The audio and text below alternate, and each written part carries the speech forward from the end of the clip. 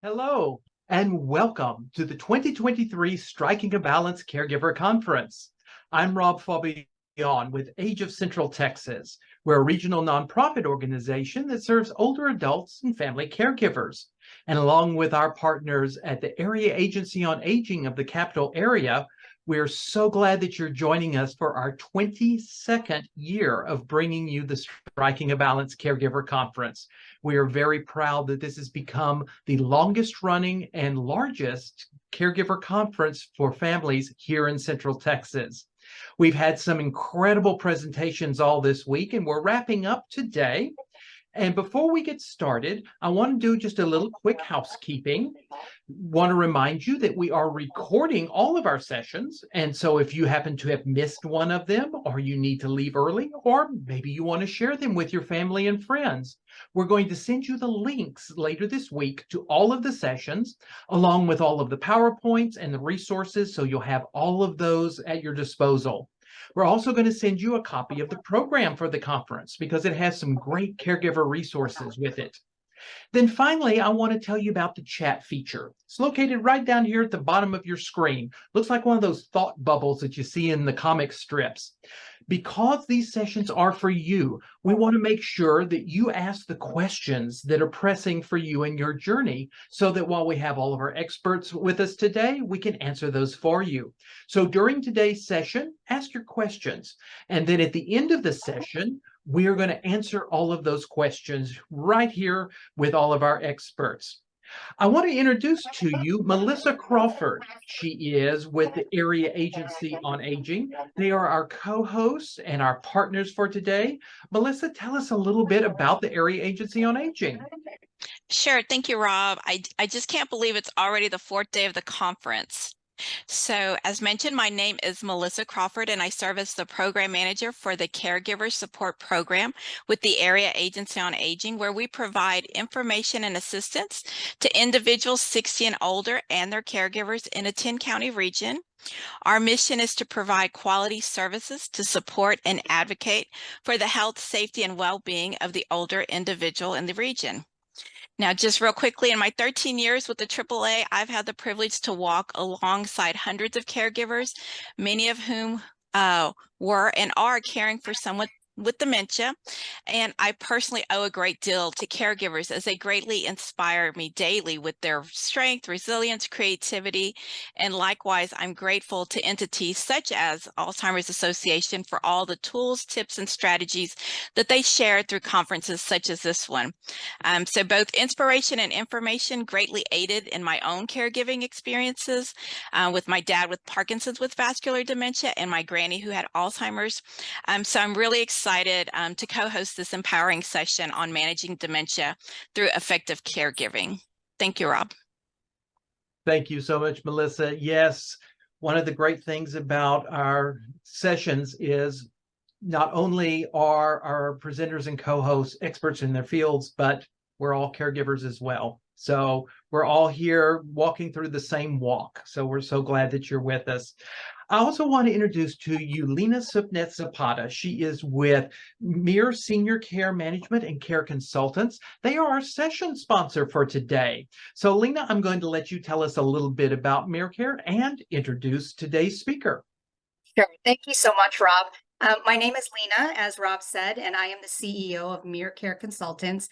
We are a private care management consulting group, and I'd like to say that we're air traffic control for all the moving pieces and parts that can happen as we navigate the healthcare journey and spectrum. But from a personal perspective, I am a caregiver to my 85-year-old mom who is diagnosed with Parkinson's dementia, and so I also walk the journey with many of you that are on this call today. It is my pleasure to have MIR as a sponsor for this wonderful presentation, Managing Dementia Through Effective Caregiving. I have the honor of introducing our speaker, Faith Lane. She is the program director at the Alzheimer's Association Capital of Texas chapter based in Austin. She joined the association in 2021 after more than 15 years of community development experience across Texas. She holds an undergraduate degree from Texas A&M University and a master's from Penn State University in Community and Economic Development.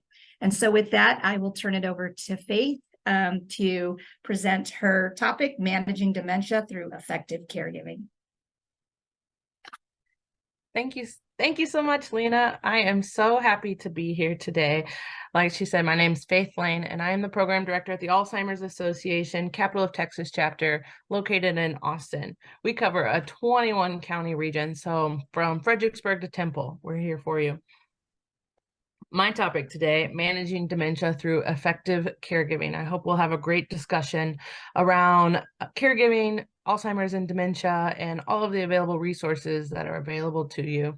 I'll leave some time at the end. We'll have some time for questions and answers. Feel free to put them in the chat at any time, and we'll make sure to cover those at the end. So let me just say first, I too am a care partner for my dad living with Parkinson's disease. So I understand a little bit of the journey, and I hope I can use some of that to talk through some of these tips today. So first, let's just all get on the same page with a few definitions. Let me tell you a little bit about dementia and Alzheimer's. So we say dementia is the general term for loss of memory, language, problem solving, and other thinking abilities that are severe enough to interfere with daily life. Alzheimer's is the most common form of dementia. It accounts for about 60 to 80% of all cases. But dementia is not a single disease, it's an overall term, like heart disease, and it covers really a wide range of specific medical conditions, including Alzheimer's disease. Disorders grouped under this general term, dementia, are caused by abnormal brain changes. These changes trigger a decline in thinking skills, also known as cognitive abilities, that are really severe enough to impair your daily life and independent function.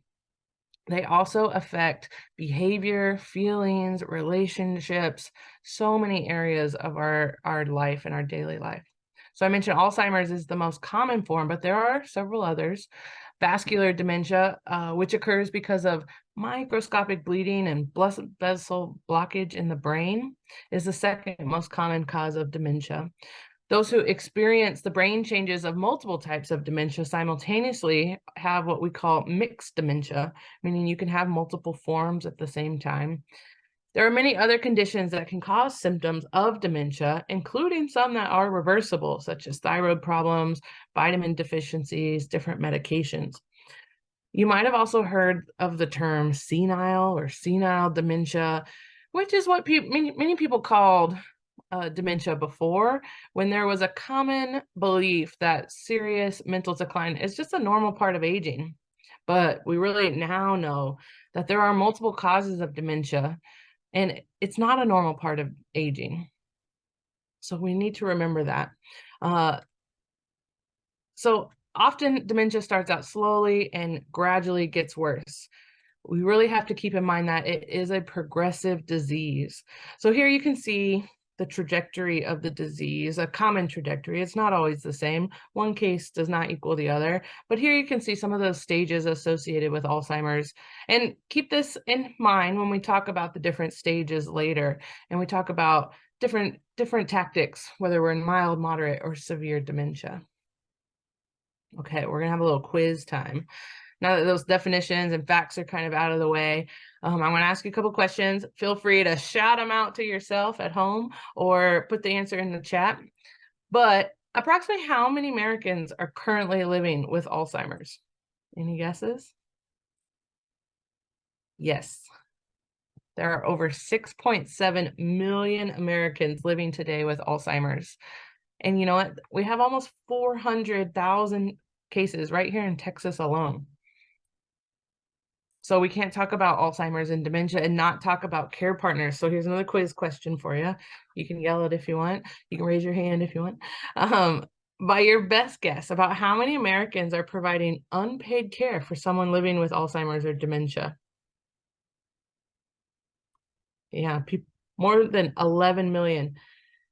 So we know that people over the age of 65 can survive an average of 4 to 8 years after that diagnosis, but some live as long as 20 years.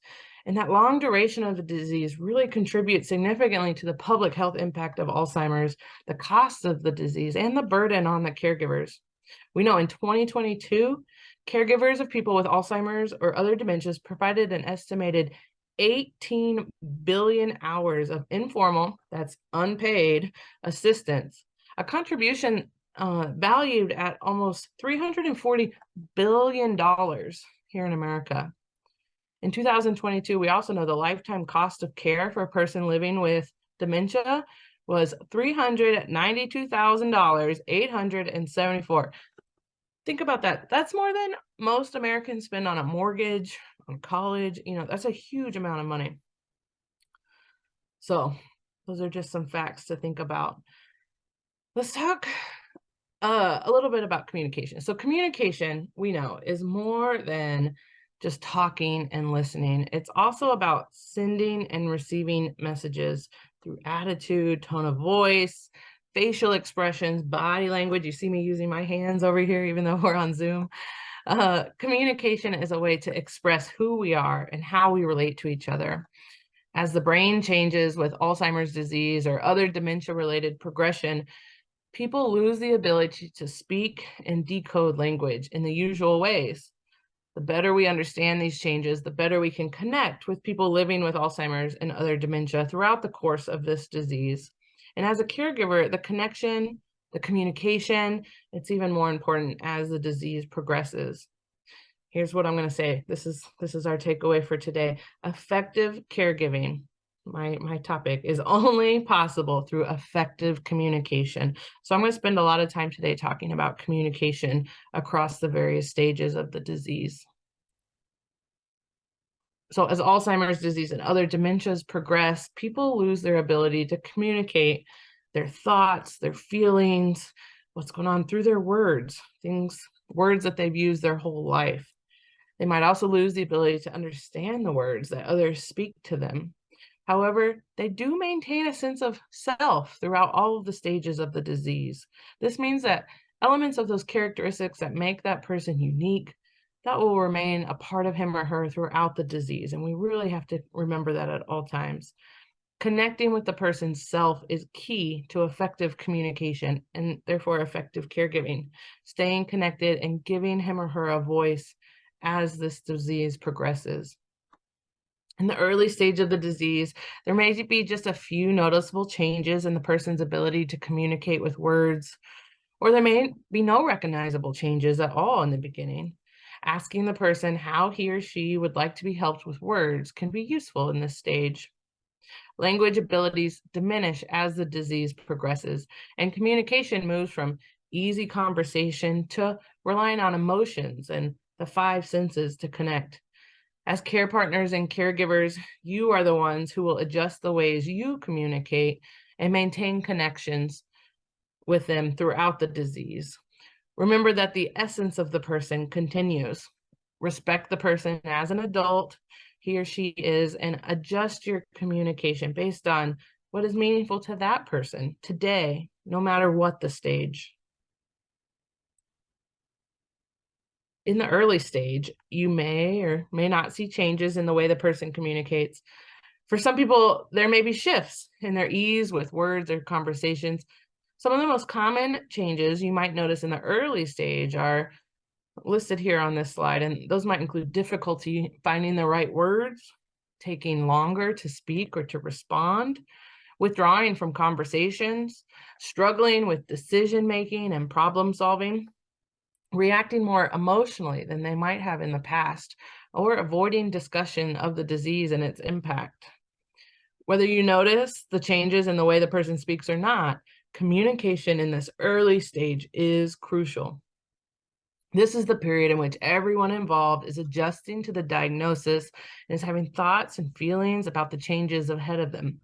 Remember that denial is part of the disease for some people, while others' emotions can really feel overwhelming. Come to terms with the diagnosis and the emotions you are all feeling by talking together, sharing those feelings, and expressing your connection. This will help you both feel grow to accept the diagnosis, move forward, and discover new ways to live positive, fulfilling lives together throughout the rest of this process. Communicating throughout this process can only bring closeness that will help everyone adjust more easily as the disease progresses. One of the best ways to be sure you're offering the help with communication that the person needs is, frankly, to ask directly. For example, if a person struggles to find the right word, ask whether it feels better when you supply the word or if they just want you to wait patiently. Keep your sentences direct and straightforward to help the person avoid feeling lost in a conversation. Short sentences can make your meaning very clear and concise. Avoid long explanations and take your cue from that person, taking care not to talk down to him or her or over them. It may take the person longer to find words or put thoughts together to express them, so be sure to allow extra time for conversations. No one feels pressured or rushed. Keep in mind that conversational needs will change over time, and in the early stage, the person with dementia needs to have his or her voice heard. So important. You can help facilitate this when you meet the person right where he or she is today, regardless of the stage of the disease. Be sure to include the person in any conversation he or she wishes, especially those that will have an effect on his or her own future. Including the person can be very empowering and so engaging and so important. Other key points might include, don't make assumptions about a person's ability to communicate, whether it's because of Alzheimer's or another dementia diagnosis. The disease affects each person differently, and we always have to keep that in mind. Speak directly to the person if you want to know how he or she is feeling and doing. Explore which method of communication is most comfortable for that person. This might include letters, email, phone calls, or in-person communications. It could also be Facebook, social media, or texting, whatever that person is most comfortable with in their communication style with you. And remember, it's okay to laugh. Sometimes humor lightens the mood and makes communication easier. Be honest and frank about your feelings. Don't pull away. Your friendship and support are important to that person with dementia. Many changes in the middle stage of Alzheimer's or other dementia affect communication. That's the reality. If you notice some of these changes in the early stage, they're likely to become more pronounced in the middle stage. Some of the changes you might notice are listed here on the slide, and they might include things like increased difficulty finding the right word, using familiar words repeatedly, inventing new words to describe familiar things, like calling a watch a hand clock, or the microwave the cooking box, things like that. It will become increasingly more easy to lose train of thought here in this middle stage. You might see the individual speaking less often. They might communicate through behavior rather than words more often throughout this stage. Some others might include difficulty organizing words logically, reverting to speaking in a native language, using curse words if they didn't before, relying on gestures instead of speaking, or difficulty following a conversation or a TV program or a book, things that they might have done previously, and difficulty decoding what others say. Changes in the brain make tracking and decoding words more difficult. And so for that reason, people begin to use behavior to communicate more often in the middle stage of the disease. So next we'll talk a little bit about adjustments you can make to help you continue to connect with a person living with Alzheimer's disease or another dementia. But please note that physical conditions and medications can affect a person's ability to communicate as well. So if changes occur suddenly and or dramatically, we strongly recommend consulting a doctor or healthcare professional. There may be a medical need that needs to be addressed right away, such as a urinary tract infection or a side effect of a medication. So make sure you're keeping your medical professional comprised of all changes here. So when communicating with a person in the middle stages, you want to approach that person gently. Identify yourself and approach the person from the front and at eye level. Call the person by their name and say who you are in relation to that person. Like, hi, Dad, it's your daughter, Sue. This will help orient the person and get his or her attention quickly. Sometimes using touch can show that you care, even when your words are just about a task or not, or the words aren't being understood. A gentle touch can help that person, help them get attention. Don't criticize, correct, or impose your perspective. It will backfire most of the time. You want to pay attention to your facial expression and the tone of your voice, and be calm and patient. And I know that's so hard to do in some of these times, but whenever you can, be calm and patient. The person can feel either your tension or your patient understanding. Finally, remember to take the time to communicate. Give yourself and the person you're talking with enough time to respond, interact, and connect. And remember, their true self is still there. Something I like to talk about: when you join the person's reality, you take a little time to see the world as he or she may be seeing it right at that moment in time.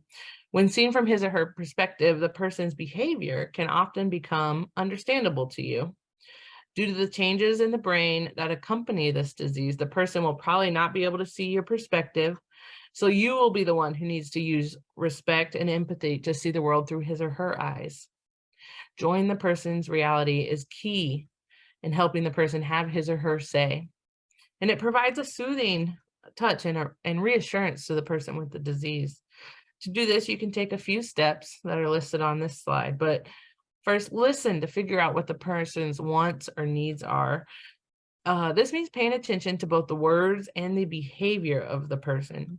Keep in mind that the person may be saying something about his or her feelings or needs, but maybe feeling something else on a deeper level that really needs the attention.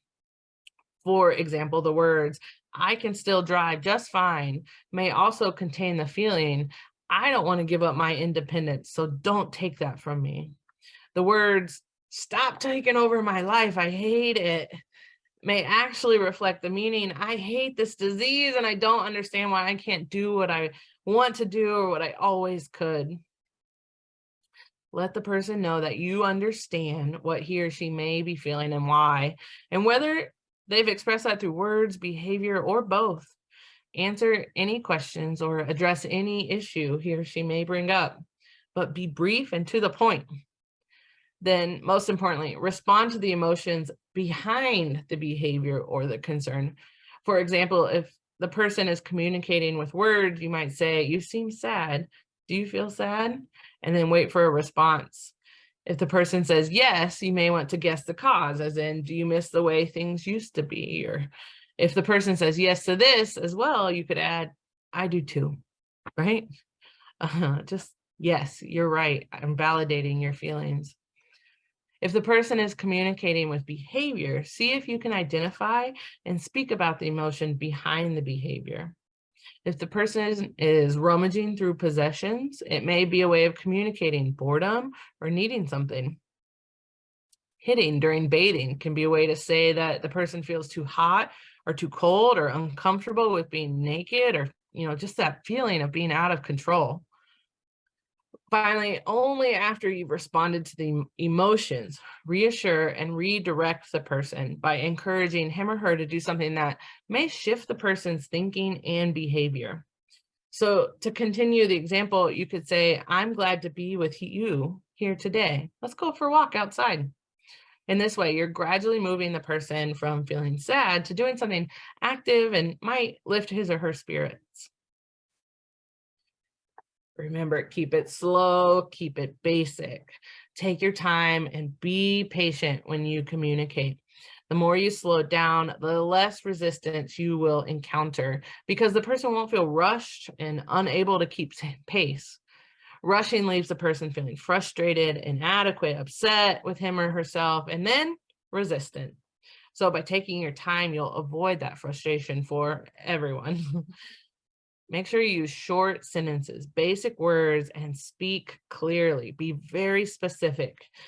If something helps to offer the choice you think best at the end of the sentence, sometimes that can help. So for example, rather than asking, what would you like for breakfast? You could say, it's breakfast time. Do you want eggs or oatmeal? 2 options, short and concise. When you can, give multiple cues. It's helpful to give the person many different cues as you communicate, and this reinforces your words and it can clarify your message. Provide visual cues and gestures. Avoid sudden movement. Use gentle gestures and pointing, but avoid making sudden gestures that they might startle the person. When you can, write things down for the person. Reminder notes, calendars, labels, lists can remind a person of where things belong, what needs to be done, or who is in the person's life. I love those sticky notes around the house. Labeled photos can help the person keep track of names and relationships, especially throughout this middle stage. Offer answers in your questions. It's so much easier for someone in the middle stage to choose what to eat for lunch. For example, if the question is not open-ended, what would you like for lunch, Bill? Is a question that might leave the person overwhelmed and really stuck for an answer. This often leads to confusion, or easiest of all, just flat out no, refusal, right? But it's much easier for the person to answer the question phrase something like, Bill, I'm making sandwiches for lunch. Would you like ham or turkey? This person can choose one or the other and will often choose the last option mentioned, but direct, concise, to the point. And if he seems stuck, you can suggest an answer such as, how about ham? That was easy. Repeat information or questions. So although you may have many reminders in place, plan, or needing to repeat information you provide or questions you might ask, the person may not have been able to decode your message completely the first time. Repetition can help. Turning negatives into positives. For example, you need to get the person into the shower and they always resist the task. Rather than saying, it's time for your shower, that triggers resistance immediately. You could say, let's go get you cleaned up for the day, and so you'll be ready for Cindy's visit this afternoon. It's a very positive way to spend shower time. You want to avoid quizzing the person. Quizzing the person, asking him or her to try harder, to remember, or saying that he or she knows the answer and asking the person to think again, it's just really unfair and it does not work. Trying harder just leads to more frustration. It's much more respectful and helpful to give the person the information he or she needs for a task or a situation, along with those reminders as needed. You want to respond empathetically and reassure. Let the person know that you are there and you're listening, and that you hear his or her concerns. Validate those feelings. The facts are far less important than the person's feelings and his or her view of reality. These feelings and perspectives are very real to the person, even though they may not match your reality, what's going on around y'all. But responding to those feelings first can help avoid resistance. Provide reassurance that you are there together and that you're there safe and that you're there to help. Let the person know that you hear and understand the thoughts or feelings he or she is experiencing. As long as there is not a safety issue, agree and go with the flow, finding common ground whenever possible.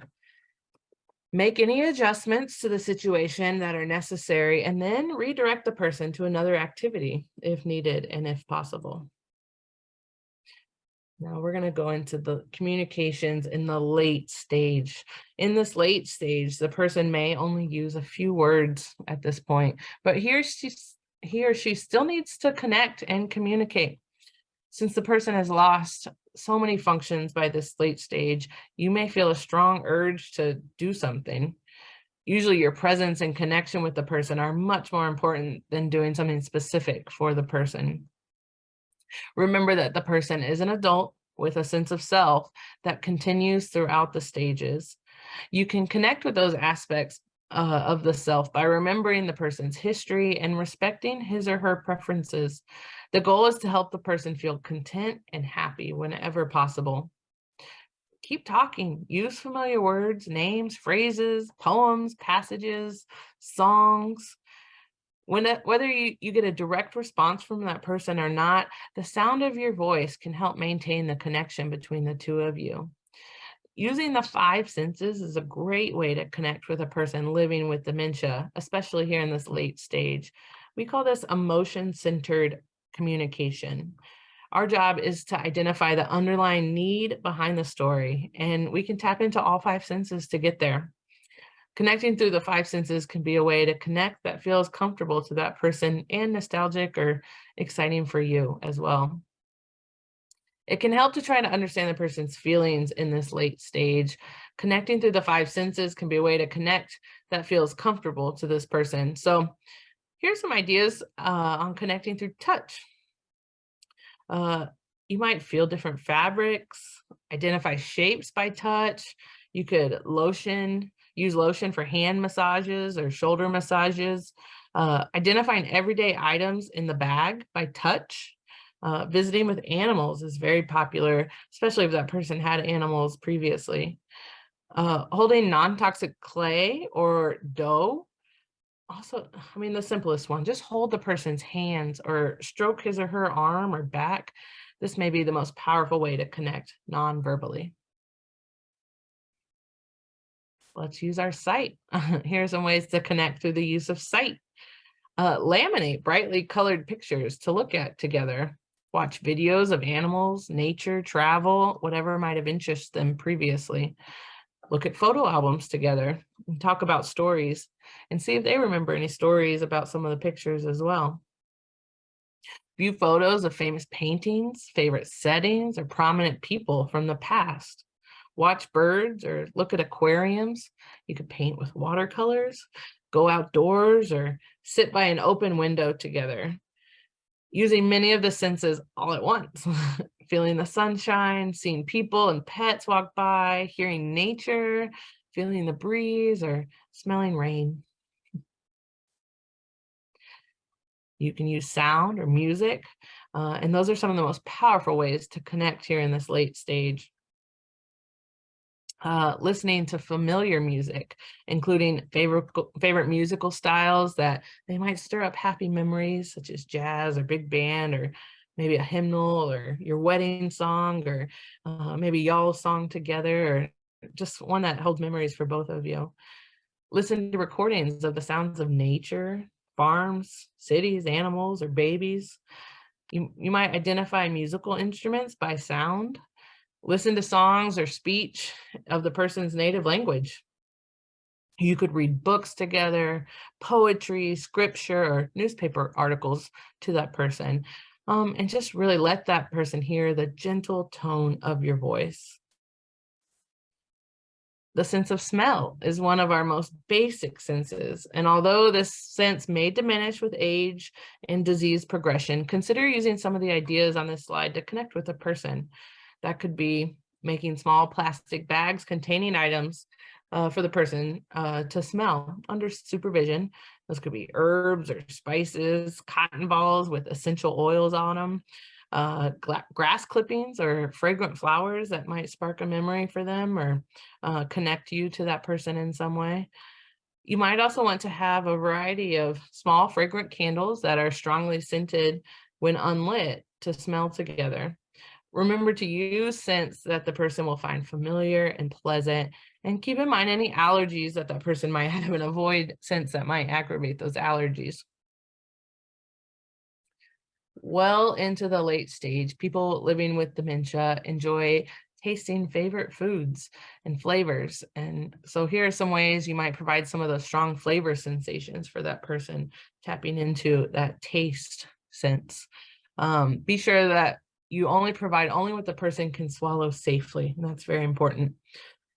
It could be a favorite food or a home baked good. It could be popsicles or, maybe a dish from their childhood or a dish from a favorite dish from y'all's life together. So to summarize, maximizing our communication or our connectedness with a person living with dementia involves adhering to a few key principles. Understand what is and isn't possible to change by understanding all you can about the disease. Stay up to date with the latest information and scientific breakthroughs on Alzheimer's and disease and other dementias by attending conferences just like this. Know and accept the cognitive and functional limitations of the person to help you set realistic expectations of that person. And remember that the person is an adult with a sense of self, and that should always be respected. Remember to use feelings to connect. You convey your mood through your actions and your tone of voice. The person will pick up and reflect on those feelings. So stay focused on your positive feelings for that person to increase your understanding of his or her reality. Demonstrate your caring to the person to help you connect. Listen, observe, and try to decode what the person is communicating about his or her needs and wants. And by joining the person's reality, you can better understand what is needed and how to intervene. Communication evolves throughout the stages of Alzheimer's disease and other dementias, and adapting to those changes requires commitment. It's not easy. Nobody said this was easy, but by adjusting your communication as the disease progresses, you can learn to connect a little more deeply. Since we focused on communication, I also wanted to highlight a few of the tough conversations we've heard about from caregivers. As with any important conversation, it's important to have that conversation sooner than later. We recommend putting a plan together for that conversation, what you're going to say, how you're going to say it, who needs to be in the room, the temperature of the room. How can you make your loved one feel the most comfortable and open to some of these very hard conversations? Understand and address those dementia-related behaviors before this conversation can happen so that it can be open and honest, and that person might be more receptive to it. Remember that no one can provide all of the care needed alone. You are not alone. The sooner in this disease process that you can have these important conversations and you can set the tone for your communication styles in that particular stage of the disease, the more smoothly the care team behind you can provide assistance. So remember, you are not alone. The Alzheimer's Association is available whenever and wherever you need us. 3 of our key resources that I'd really like to highlight here and connect you with is our free 24/7 helpline. That number is available 365 days a year, and we provide access to highly trained and knowledgeable staff, registered nurses, licensed social workers, who can help you with some of the decision-making support. They can help with education, crisis assistance. They can help you identify resources based on your zip code, whatever you might need. Those master level clinicians are available around the clock to provide that in-depth care consultation free of charge to navigate services that you might be looking for. Our website, I say, is a treasure trove of information. If you have questions about some of these communication styles I talked about, or particular challenges you're facing, whether it's sundowning or bath time or whatever it might be, visit our website. There's some great resources available there. And we have a database of available resources available nationally, sorry.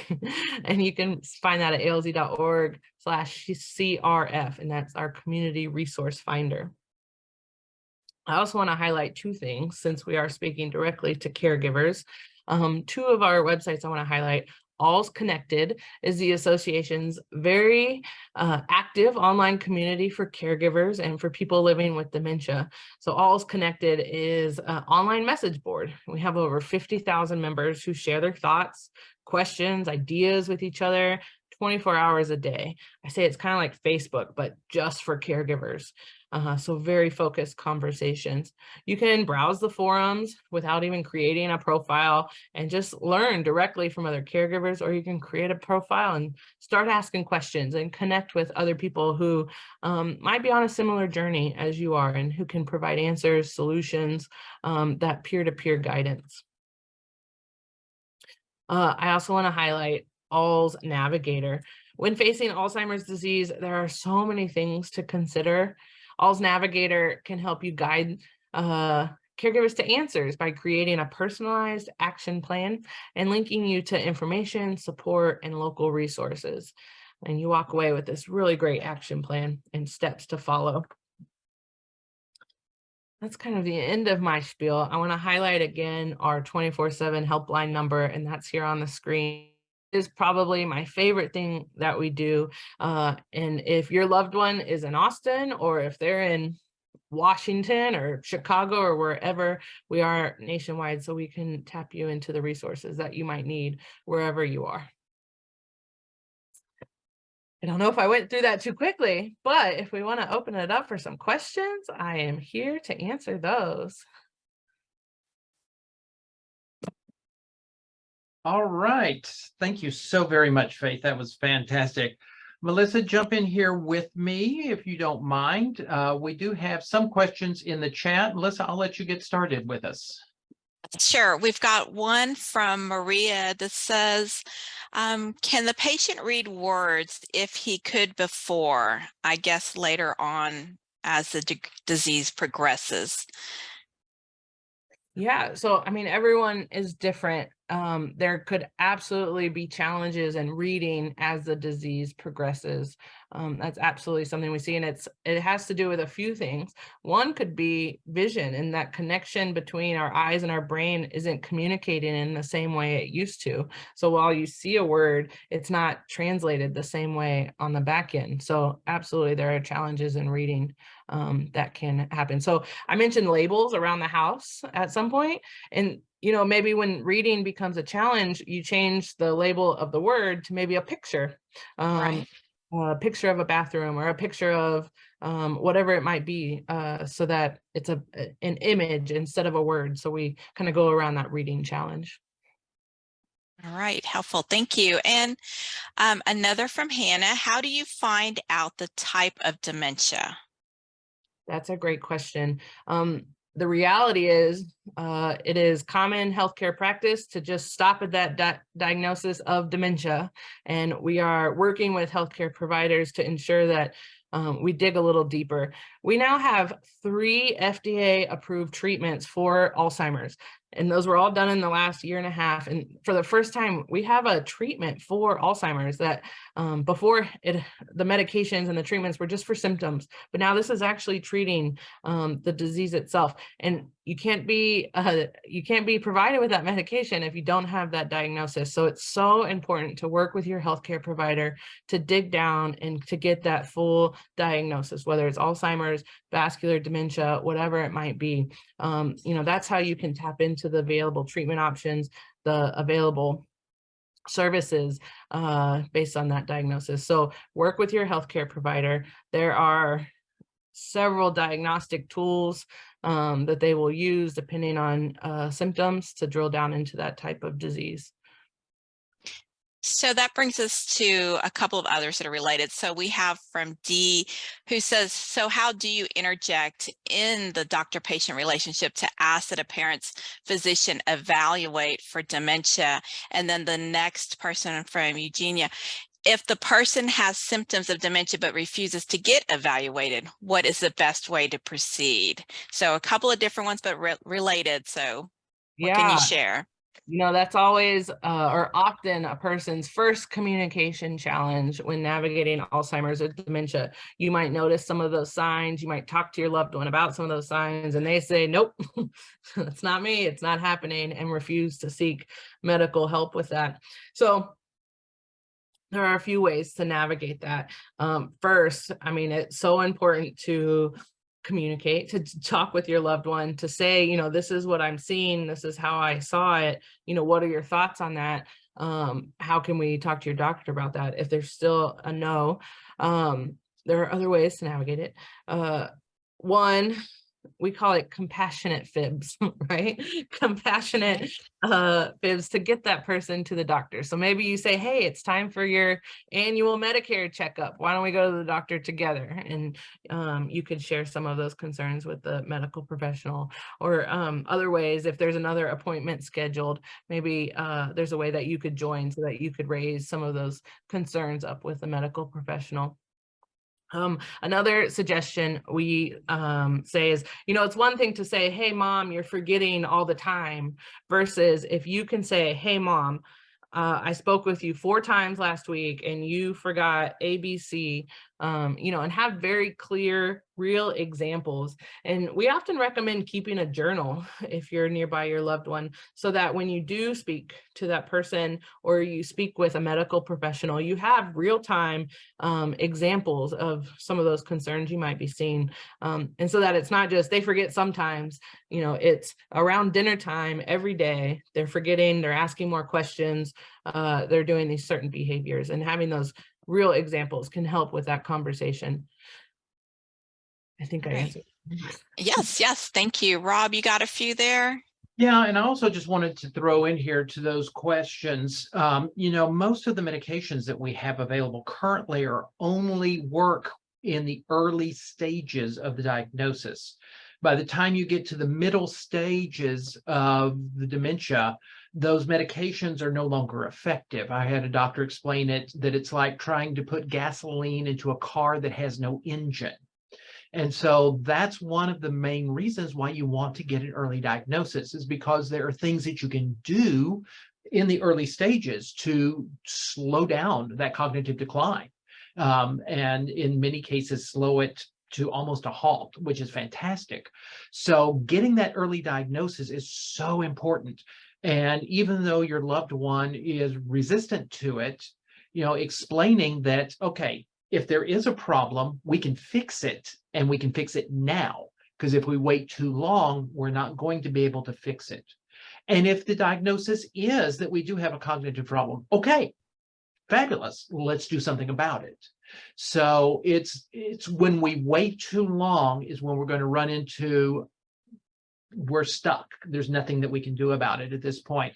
And Faith, that leads us to one of the questions we have here, which is, what are some of the treatments that we are seeing coming down the pike for Alzheimer's? We know that we had one recently approved by the FDA. Can you speak a little bit about where we are in treatments that are coming? Yeah, so Leqembi was approved by the FDA this summer, and I mentioned that was our third treatment that has been approved. We have 2 others. However, those 2, Aduhelm and donanemab, were approved on an expedited process. So Leqembi, the one I just mentioned, is the first one that has been fully approved by the FDA. And why that's so important is because Medicare won't cover the previous 2 because they were on that expedited process, but they will cover the one that's been fully approved by the FDA. So our next step is getting those 2 previous medications under that full FDA approval. And then, the treatments and the research that's coming out of these brilliant folks committed to this disease, it's so exciting. Every day we hear something new about a new treatment option, a new diagnostic tool. I mean, there's so much good research happening in the space. So in the this disease already looks completely different, and what we know about it looks so different than it did just 10 years ago. And we expect that in the next 10 years, it's going to look totally different. We're going to have all new treatment options, all new diagnostic tools, and so many more resources at our disposal, just because the research and the investment in that process is just keeps going up and up. Yeah, I was just reading this week about some great research coming out of Europe that on the connection between your gut health and your brain. Yes. And how that, with our modern diets, we are pretty much killing off all of our gut bacteria. And that may be one of the reasons why we're seeing such an uptick in dementia cases. And something as simple as taking probiotics might help reverse that. So there's just amazing research that's going on. We knew we needed to put the ultra processed chips down, but now we really know it, right? Right, Yes. right. Grab the water instead of the Diet Coke. Yeah, there you go. Got another question here about what are some of the early signs that we should be watching for with our older loved ones? They're still living independently. They're still very functional. But what are some signs that differentiate between potential cognitive decline and just normal aging? Yeah, that's a great question. The thing that we really want to think about is disruption to the daily life. So, it's easy to forget someone's name every once in a while. It's easy to, forget what you had for dinner last night every once in a while. But when you see that consistent memory loss, that's really disrupting your daily life, that's your first pause and stop for concern. And really, that's usually the first sign most people see. There are other signs to consider, though. If your loved one is having problems or challenges solving daily problems or things that might have come very easily to them before, that might be a time to pause, stop, and think about it. Also confusion, whether it's time or place or, what's going on around them. That's a common sign up front too, that you want to pause and think about. Is it disrupting daily life? Is it happening continuously? That's something to think about. Beyond just memory loss, it affects all areas of our life. It could be challenges understanding visual or spatial relationships. And again, that kind of talks to how it affects our the communication happening between our eyes and our brain. So if your loved one's tripping a lot, or they're not getting that stairway wide enough when they're going up or down the stairs, that's something really to consider. It might not be an eye problem. It could be more than that. And so if you have any reason for concern, it's so important, just chat with your primary care physician. That's usually where everyone starts with their concerns, and they can do some simple diagnostic tests just right there in the primary care physician office. And then depending on how that goes, they might refer you to a specialist. They might refer you for brain scans or more diagnostics, and you can go from there. Speaking of the tests, Yes. are there specific tests that can help determine what the different types of dementia are? One of our caregivers says that keeps asking the doctors about the diagnosis, and they keep telling her there isn't a way to really type it. But she knows that her loved one has been diagnosed with mild cognitive impairment, but is also starting to continue to decrease in their abilities. So is there a good way of trying to say which one it is, Lewy body versus vascular versus Alzheimer's? That's certainly a challenge because they are very similar in a lot of ways, but there are a few small differences for each disease and trajectory of that disease. It might be worth getting a second opinion from a separate doctor if that's possible. If that doctor just won't do any more testing or take you further, it might be worth a second opinion. Yeah, and as always, if you have any doubt, go to a neurologist. I heard a great expert talking about if you thought that you had cancer, you would want to know, what kind is it? What can I do about it? What are my treatment options? It's the same with your brain. If you think something's not quite right, go to the expert, say, this is what's happening. Can you check it out? And again, if the diagnosis comes back, yes, there is something. Okay, great. We know what it is. We know how to attack it. It's so much better than just sitting around going, oh, I'm going to hope it goes away, because it might not. Yeah, you're absolutely right. So Faith, I do have another question. So when talking about difficult conversations, you mentioned stopping driving. So a couple of things here. Do you have any tips for that conversation? And then also we have Anne who would like to know if that individual gets a diagnosis, does the doctor alert the DMV? Great question. The reality is, just because you have this diagnosis does not mean it's automatically unsafe for you to drive.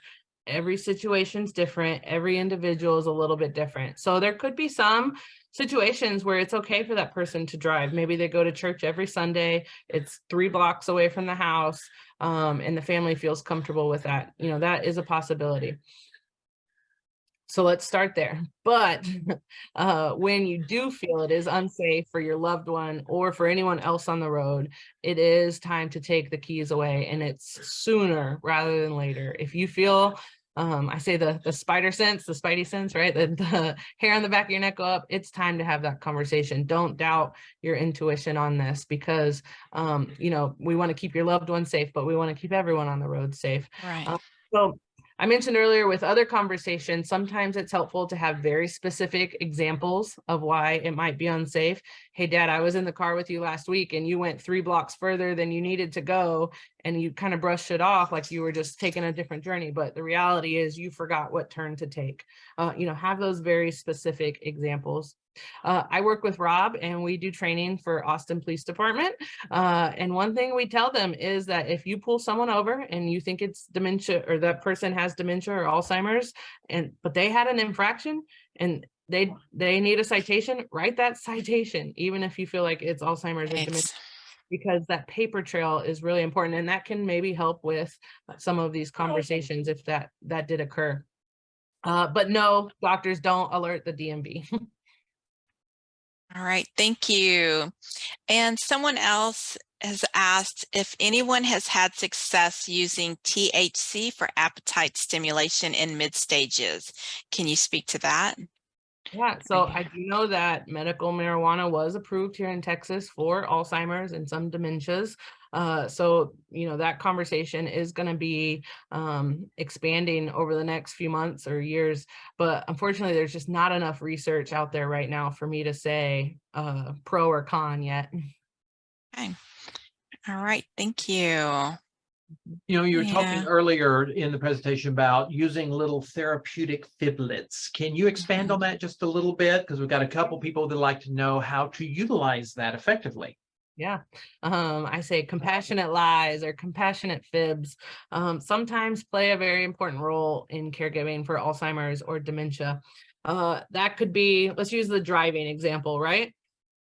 Let's say their driver's license expires and you just say, Dad, you are unable to get this renewed. Whether that's true or not, you're unable to get it renewed. And then there's your answer to the driving problem. Or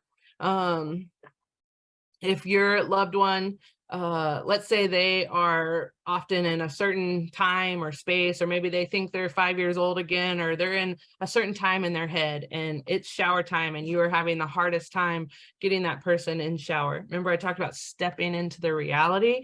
You know, maybe we can utilize that kind of idea to get them into a bathing. So maybe it's, hey, your 5th birthday party is tonight. We got to get bathed and showered and get you ready to go for that. And then maybe you have a little birthday party that night, and that's okay too. So stepping into their reality, using those compassionate fibs, you know, you want to make sure that that person is safe physically and that they're feeling loved and respected. But you could utilize that kind of tactic to make sure that we're getting to that end result that we might need. Yeah, a couple of our folks online also reminded us, going back to the driving, the St. David's Foundation has their safe driving program Yes. that is available for caregivers and older adults. And you don't need to have a doctor's prescription to utilize it. And Medicare pays it for it 100%. I also know that Baylor Scott & White has a evaluation program as well. And so if you've got the Baylor Scott & White insurance, you can get the referral from your doctor for that as well. Got a couple questions about when you were talking about the noise making phase in communication in Alzheimer's. Can you explain that just a little bit? When someone is starting to become nonverbal, using words, and instead they're just using noises to communicate. Yeah. So let's say it's time to eat. They might use some noises that they think of during mealtime. You know, we have to use those senses, like we talked about, to think beyond what is happening in that moment and dig a little deeper. So that's true with the noises or with whatever might be happening in that moment. So if possible, ask those simple, direct questions, yes or no questions that they can nod their head to or not, and try and get that person to a safe space where you can get them what they need. All right, great. And we have another question from Tracy. Any suggestions for toileting, getting up to use the toilet or bedside commode? Grandma does not want anyone telling her when to use the bathroom and doesn't realize she is wet. You know, that could be those compassionate fib times, right?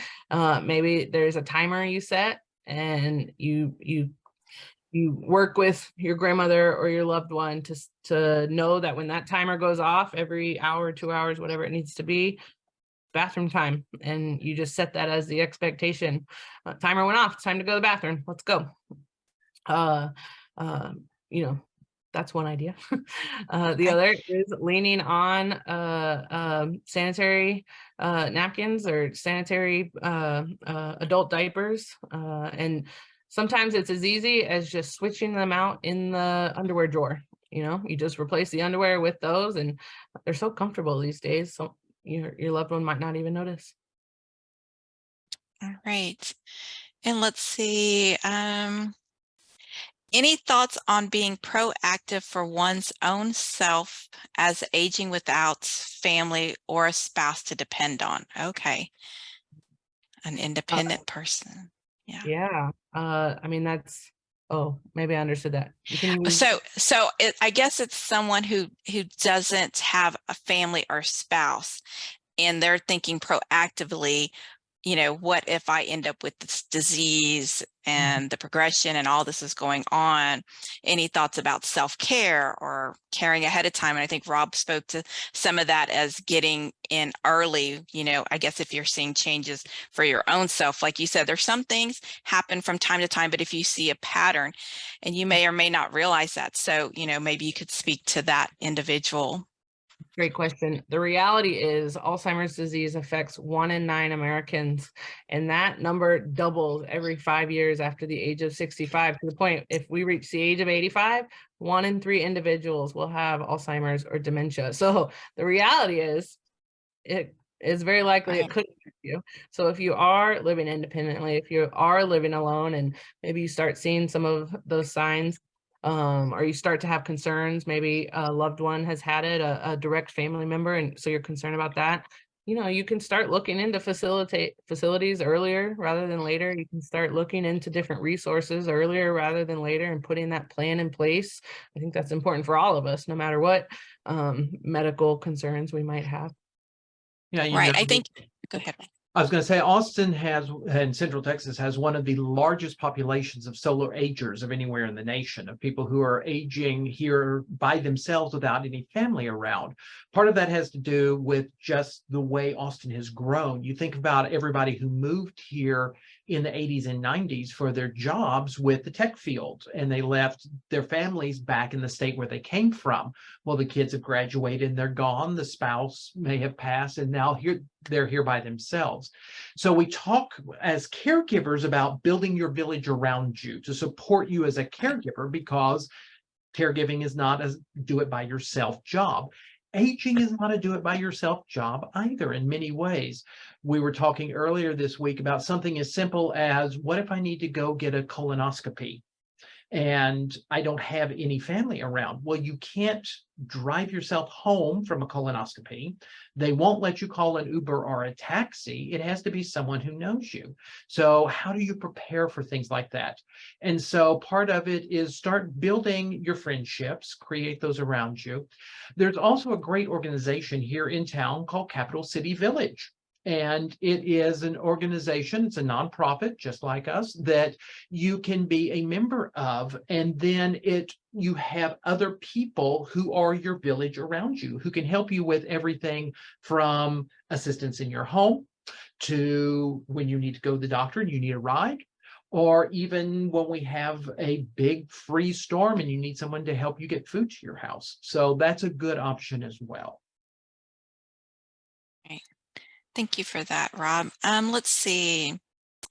Another one, is it recommended to get tested for what they've heard is called the Alzheimer's gene if it seems to run in your family? Okay, I'm not the scientist, but I'm going to repeat what I have heard scientists say here. Okay. It is an Alzheimer's gene. It's APOHE4. But the way I understand it is, just because you have that gene does not guarantee you will get Alzheimer's. You can live a full life with that gene and never get Alzheimer's. Now, there are two sides to the gene, and apparently if both sides are present, that is very likely that Alzheimer's will occur in your lifetime. And in fact, usually it occurs earlier than that normal age of 65. Usually it'll be early onset, which can occur around the age of 40 or 45. So there is a genetic test. You can absolutely screen for it, but it does not guarantee that you will get Alzheimer's. Thank you for that. Mm-hmm. And we did have one that came in through the Q&A section. It says, is there a connection, or do you know if there is a connection between radiation around the neck and head and symptoms of dementia? As a caregiver, I noticed an immediate change, but testing does not indicate a problem. It only shows in daily living. Did you get that? My dog is going off right now. I'm sorry for that. Yes, I believe I got that. Okay. It is important to be your own health advocate. And if you feel that something is not right, you are the only person who can advocate to that health professional or to the health group about what's going on. And so if you feel that you're not being understood, or they're not listening to you, or, these symptoms can occur before they might show up on a brain scan sometimes. So it's so important to maintain that communication with your healthcare provider. If needed, seek a second opinion. If you know something's not right and you're just not getting those answers, it might require a different approach, a different doctor, a different specialist even too. Like Rob said, go to a neurologist, but there are others. There are neuropsychologists, there are other gerontologists, others in the medical field who are specialists, maybe in Alzheimer's or dementia, beyond the one you're seeing. Right. Thank Yeah, that's you. so true. Our GPs don't know everything there is to know about everything. And there's so many new things that are being developed and so many new things that we are learning. So ask for that referral to go to the specialist. And as Faith said, you need to be your own advocate many times. Don't wait for the doctor to think of it. Ask for it. This is your health. This is your life. Ask for what you need and what you think you need. All right. Let's see. So another one, Faith. How do I know when my husband is progressing through one stage to the next, or from one stage to the next? Yeah. A lot of times those communication changes are some of the first indicators, but everybody's different too. It's not this one clear set of, on this day with this symptoms, that means you're now in this new phase. That those lines are murky, they're fluid. Not one day you're here and the next day you're here. Usually it's months or weeks kind of separating the two. Sometimes it is overnight, and sometimes those changes are drastic and quick, but that's not every time. So I would say it's the symptoms are occurring more frequently. They're more intense, whether that's the memory loss or communication changes. You'll notice kind of a bigger swing in some of those than you might have noticed before. And also, Faith, correct me if I'm wrong, but often we get diagnosed with more than one type of dementia. So the dementias don't live in a silo. So it's not like we only have Lewy body. Often it would be Alzheimer's with Lewy body, or a combination of more than one dementia. Absolutely. And talk about hard to diagnose, but that is true. You can absolutely have multiple forms. And that's, again, those symptoms that are specific maybe to Lewy body, you're experiencing those with the Alzheimer's, plus the brain scan. They're seeing the different things on the brain scan. So, yeah. I had a question of someone asking about their loved one pocketing food and hiding food around the house even. Where does that fall usually in the dementia stages? Yeah. It could occur in any of the stages, and we really need to think, what is that behavior telling us, right? Let's think beyond just trying to save food for later. And maybe that's all it is. Maybe we need to layer in some snack times throughout the day that might help the individual, but it could be a memory, a thought, a feeling from years ago. Maybe there was food insecurity as a child. Maybe there was a moment between him and or the person with the disease and a loved one where they would have snack time in the living room every night, or, you know, there's more to that. But I see the comment, pocketing food is more, he will not swallow his food. Oh, so he's not eating, he's putting it in his pocket. Okay, thank you. Again, let's think beyond all of the emotional cues there. So the person's not eating, is that because they don't want to, they don't want the food? I mean, there's a lot of reasons a person might not want to eat that day. Or is it a physical response? Eating hurts, the throat hurts, the stomach hurts.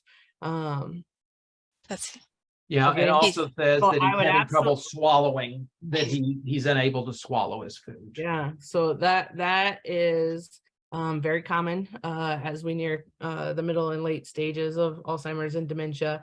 But absolutely talk to your healthcare provider about maybe some liquid food options and different ways to get that nutrition where they're not having to swallow. Right, yeah, as we progress in our dementias, it will be harder to swallow, it'll be harder to breathe, all those, you know, basic responses that our body Right. has.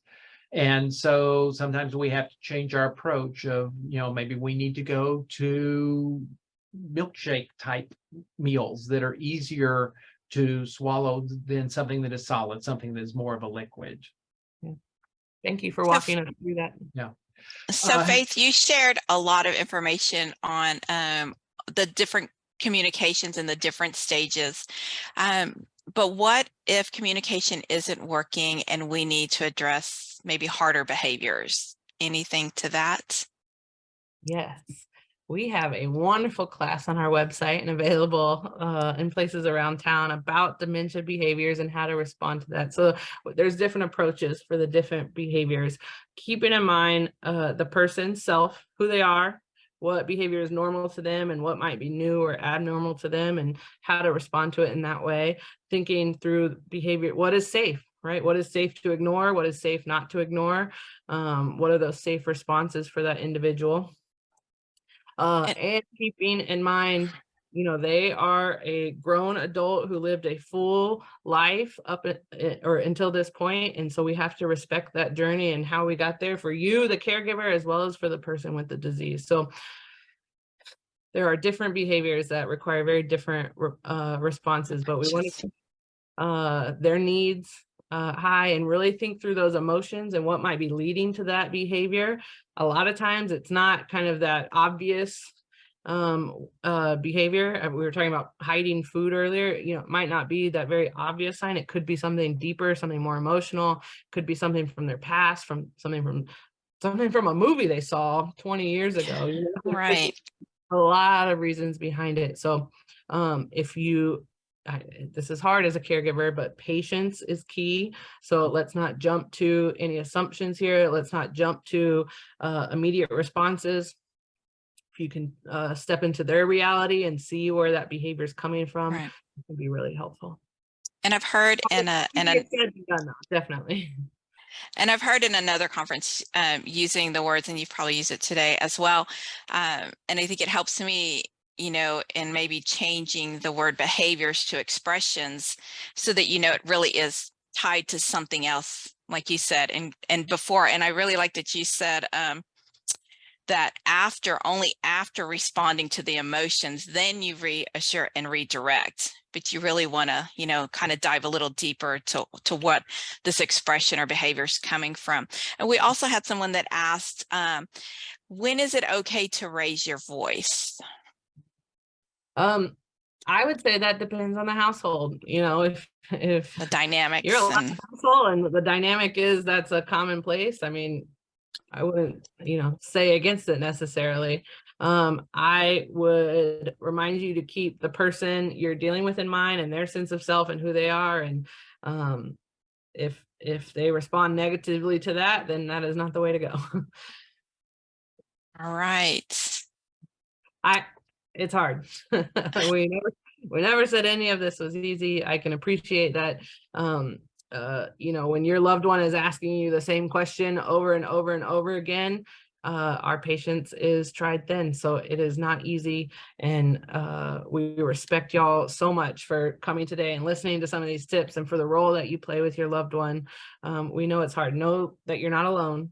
There are resources out here for you with the AAA, Age of Central Texas, with the Alzheimer's Association. We want to help you with this in any way we can. And that's a great place for us to put a pin in this for today.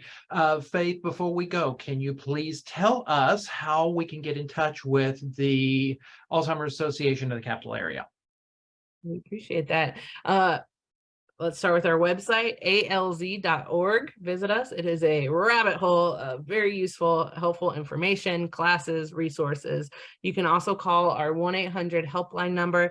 That is available 24 hours a day, 7 days a week, 365 days a year. And that number is 1-800-272-3900. Fantastic. And if someone was interested in some of the local classes and things that you have going, how would we find those for our local area? You can call that helpline or visit that website, and they will plug your zip code in, and they'll redirect you to exactly what's happening in your area. Perfect. Faith, thank you so much for being with us today and sharing all of this wonderful information, just so much that we discussed today. A big thanks to the Area Agency on Aging, the AAA, for being with us and being our hosts as well. We appreciate that so very much. And as always, we appreciate you at home taking your time to be with us today, to share your knowledge and your comments. We appreciate that so much. And know that, as Faith said, we are here to help in this journey because nobody taught us how to do all of these things. And it's always wonderful to have these great resources that are here and are free for you to simply ask for. And as we have mentioned multiple times all this week, please remember that there is no shame in asking for help. It doesn't make you any less of a caregiver to say, I don't know how to do this. And it just helps you in your journey to be more confident in caring for your loved one. We hope that you have a wonderful day. Contact us if we can ever be of service to you. And once again, know that you are appreciated for what you're doing in your journey. Thank you so much and have a good day.